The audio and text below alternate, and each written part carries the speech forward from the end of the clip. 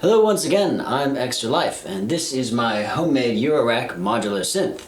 And today I'm very excited because we're going to start making some big changes to this synth setup, starting with the case. This case has been great. It's 84 HP by 6U, and I built this myself out of plywood and some various hardware that I found around the shop a couple years ago, and it has served me really well since. The main thing I would like to do is get a lot of the outboard gear that I'm currently using with this synth and get it into the Eurorack, which means I need more space to put it into. So let's take a look at something that has just arrived in the mail.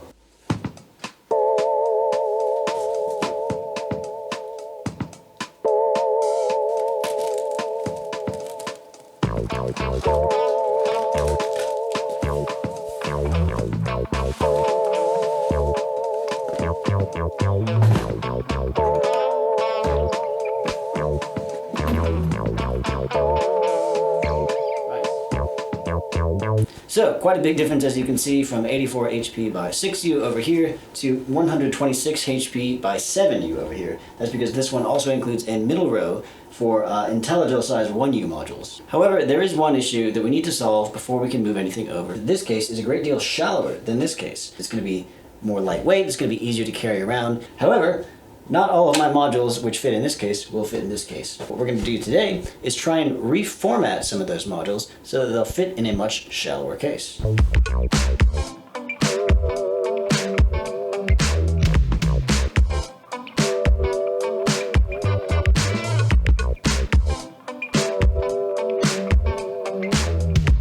So as you can see, we've got some sort of unusually shaped and sized modules here. The snare and the clap both have these smaller PCBs which connect via this jumper cable to the kick drum PCB. Each of these PCBs in and of themselves is small enough to be mounted behind a Eurorack module, but not when they're laid out sort of X to Y here because they're wider than the modules. But if we were to stack all of these modules on top of one another, well, then we could just make it as wide as the bass drum module, and we could stack all of these boards together. So that, I think, is what I want to try and do. Fit a lot more of these components in a much smaller space. Obviously, the wiring is going to be tricky. So what I think we're going to have to do is fabricate some more of these kind of sheet metal brackets. However, before we fabricate any new brackets, we're going to start working on fabricating a brand new front panel to hold all of these modules together. And that means we need to measure accurately for all of the controls and the mounting holes in the PCBs. We'll fabricate this panel out of sheet aluminum as usual. However, I'm going to try a new method for marking and labeling it, and that is to use an inexpensive laser engraver.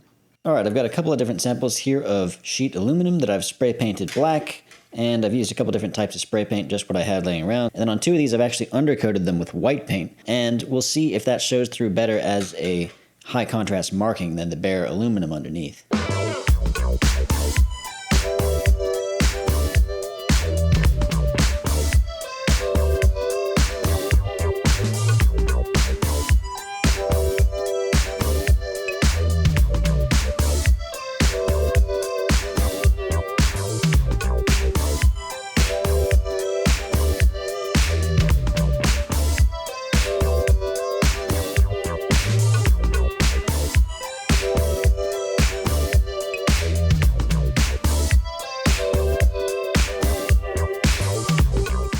So I've got our different paint samples here. As you can see, this Montana paint, which is a nice black finish, just did not etch well at all.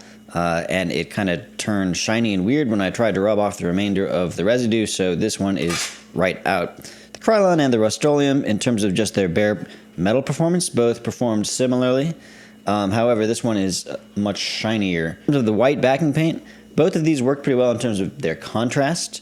However, getting the texture right with this epoxy paint was a lot more difficult. You can see we have a lot of this kind of orange peel texture in the middle. So I think the clear winner here is obviously the flat white paint that we had underneath this Rustoleum. So we're going to go with that. One advantage to the epoxy paint, though, is that it is much more durable. I mean, I can scratch this with my fingernail and it stays on there. I don't know if you can see this, but if I do the line test here and I scratch this with my fingernail, that just starts coming right off. But since this is a glossy finish anyway, I'll probably just put some satin or matte clear coat on it, and that'll look better anyway. So now that we've figured out our paint solution, we need to get this panel prepared, and this is a thicker piece than I usually use because it's a larger panel than I usually make. I'm going to have to cut this down to size, and I'm not going to be able to use tin snips, which is what I usually use.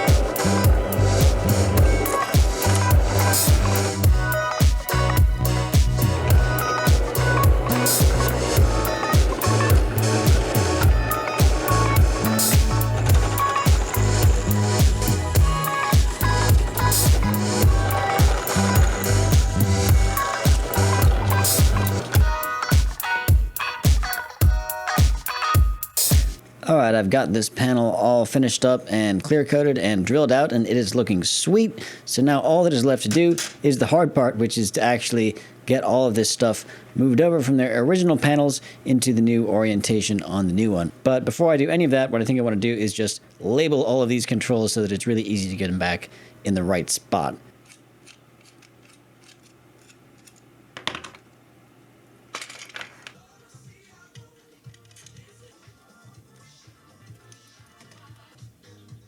So it looks like a great big mess, and it is, but these two boards are now fastened rigidly to the front panel. I wasn't able to use these little nylon double standoffs that I wanted, so I had to kind of cobble something together out of spacers and standoffs and nuts, but these are held pretty rigidly.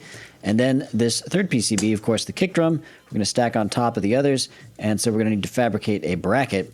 And basically, we're just going to use the exact same hole spacing that we had on the previous kick drum module, right? So this will fit right over that like so. So I'll just make a larger version of this that comes back further and then has another bend in it right up here so that can mount to the kick drum.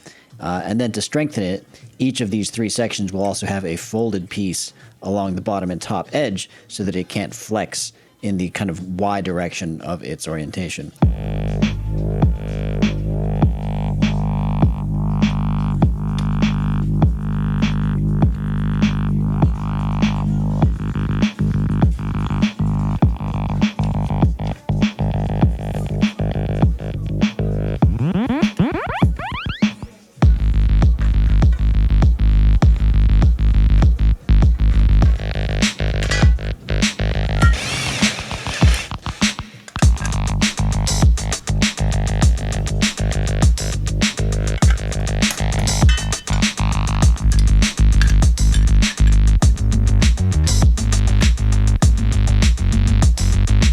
Alright, it's still a mess, but all of the boards are now fixed together. We've got these brackets in place, which hold the boards at the right angle. I was hoping to salvage some of this wiring, but it's all solid core. It's kind of hard to bend around. But before we wire it up, let's take it over to the new Eurorack case and make sure that it fits. So you can see we're almost, but not quite fitting. I'd guess we're about 5 millimeters out on that side, maybe about 8 or 9 on this. So I'm going to have to shorten that bracket after all. Shorten the bracket, so let's try this again. Whew! I think this is going to work. So now it's time to make sure that we have room for these bus boards here. There is just enough room to fit my power supply over here against the right wall, and then fit the bus board in the middle, and then the module over there. So we can have one full depth section, and then the rest of this will be skiff size.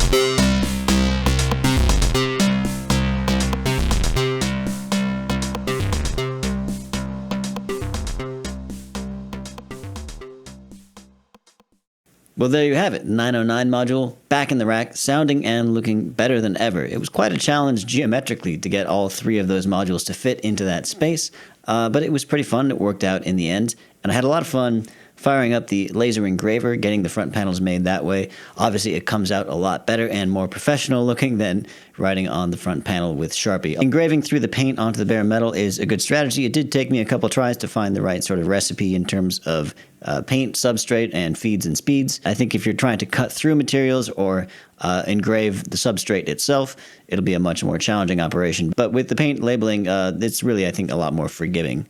As always, I want to say a huge shout out and thanks to my supporters over on Patreon. It really means the world to me to have your support, and it means that I'm able to take the time to make and edit these videos and try out new equipment like this laser engraver. So thank you very much, and if you're interested in getting a little bit of bonus content as well as early access to all of my new videos, head on over to patreon.com/extralife and become a supporter today.